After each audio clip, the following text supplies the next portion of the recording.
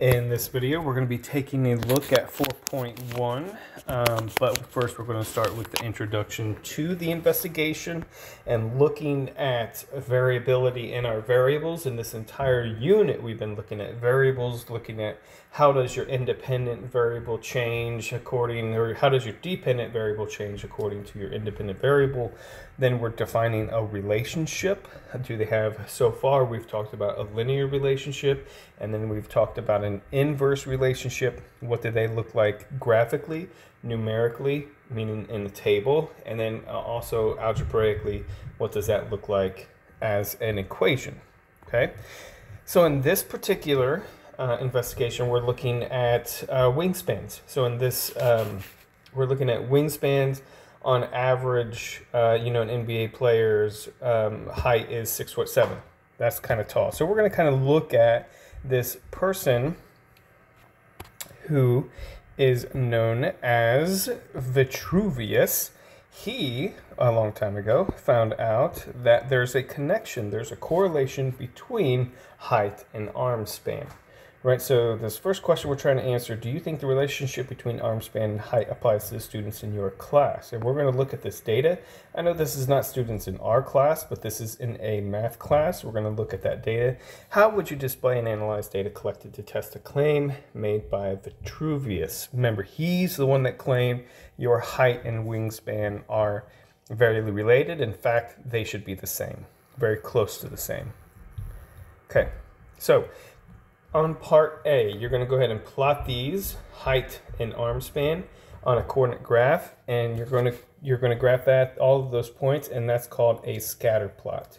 So go ahead and graph your scatter plot, and then answer part 2 as well, and then if you can, part 3. Okay, go ahead and try part A, 1, 2, and 3, and then come back and see how you did. Okay, in part A, 1, where we go ahead and graph those points. These are kind of what our plots look like. So check to make sure yours look like this, and it should look similar if you have arm span here on your y-axis and height here on your x-axis. Those could be switched because they're not really dependent of each other. However, your graph should look very similar. There's only one slight difference. If you put arm span down here on your x-axis and height here on your y, you notice here all of my points, most of my points are below the line. Yours would be, or should be, the other way around, where your points are above the line. So some of these answers might be a little bit different than if you graphed it like this. And then part B, part 2, do you think the scatter plot supports the claim that arm span and height are about equal? I would say yes. For most people, they're about equal. Now, if they say they are exactly equal, no, probably not, but they are about equal. So number 2 is yes. It definitely supports the claim that they're about equal. And then let's see how you did on number 3. Again, if you haven't tried these, go ahead and do them on your own. And then come back and see how you did. So on 3A, first of all, they give you the equation S equal to height. So your equation is S is equal to H. Now, previously we've used Y and X. Okay, so this is going to be Y is equal to X because our height was the X-axis and our arm span was the Y-axis. So these two are going to be interchangeable because our axes were height and arm span. Graph the equation on your scatter plot, and we just did that. You saw that on my scatter plot here. This is what that equation looks like. So if I were to sketch it in there, it would just look like this. Because when you have y equals x, right, if you think of y equals mx plus b, your m is 1 to 1, and your b is 0. So the y-intercept is 0, so it crosses right there. And it goes up 1 over 1, up 1 over 1, up 1 over 1, up 1 over 1, has a slope of 1. So that's going to be my line right there. And again, when you graph this, if you switched your arm span and height, these points right here are going to be on the other side. So some of your answers are going to be a little bit different as we move on from here. Then part B says, which data points, if any, does your line pass through? Explain how arm span and height are related in those points. So in mine, let me erase some of these. In mine, it goes through this one, this one, this one, and that one goes through those 4. Now, if you look at the data in your table at those points, that is where the arm span, where's that? Right here. Right here, the arm span and the height are exactly the same. Here, the arm span and the height are exactly the same.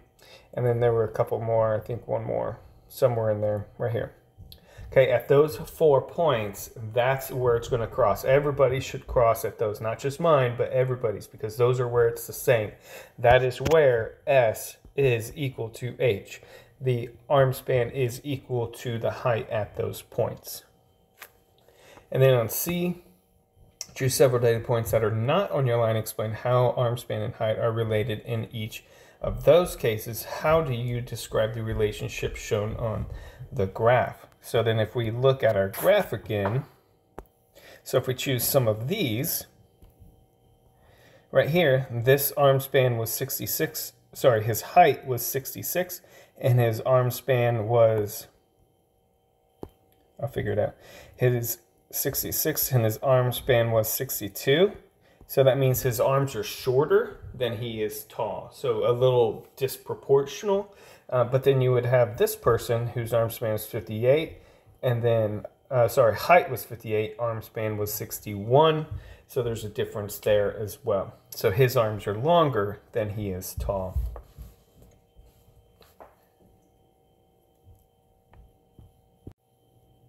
And then on B, the tallest person in recorded history is Robert Pershing Wadlow at age 22, 8 feet 11.1 inches. His arm span was 9 feet 5.75 inches. That's kind of insane. Where would you plot the point height for Robert Wadlow? Would it be on, above, or below the line you drew? And then does the data point for Robert Wadlow support the claim that arm span and height are roughly equal? Go ahead and try to answer this one. Go back to your graph and plot that on there, kind of see where that's going to go.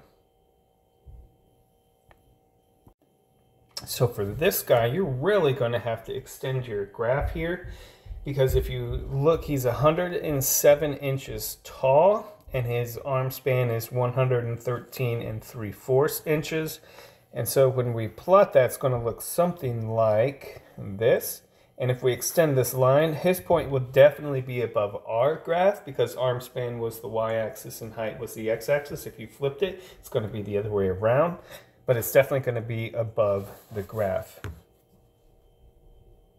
And then part 2, does the data point for Robert Wadlow support the claim? Yes, it still supports the claim. I think he's more of an outlier, right? He doesn't really fit into that data precisely, but he is more of an outlier than most of us normal folk. And then part C talks about these points called residuals, right? And they are the errors, because if you looked at the graph, that's how kind of far off they were. And we've talked about this before, finding those errors, how much of an error it is from the actual line.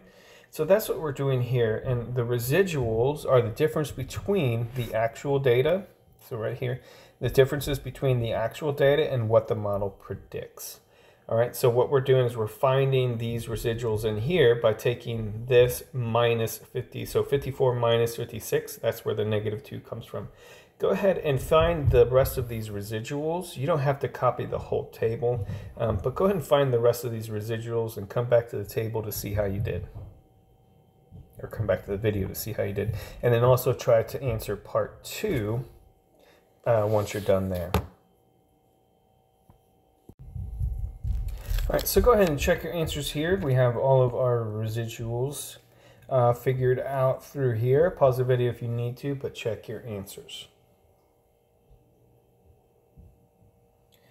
Then on number 2, it says to see if there's any pattern in the residuals, it helps to plot the height residual data. So you're plotting this data. Use such a plot and data in the table to describe the pattern in the residuals. And then explain what you think the equation S equals H is or is not an accurate model in predicting that model or data. So if you look at these residuals, there's a lot of negative values. right? So negative, negative, negative, negative, negative. Again, if you did it, flip those other two, then you would have a lot more positive values. And so in this one, there are more people whose they are taller than they are their arm span. So there might be about a 1 or 2 inch on average difference between height and arm span. So if you are 56 inches tall, your arm span could be 54, 55 inches. Most likely it's going to fall within that explanation.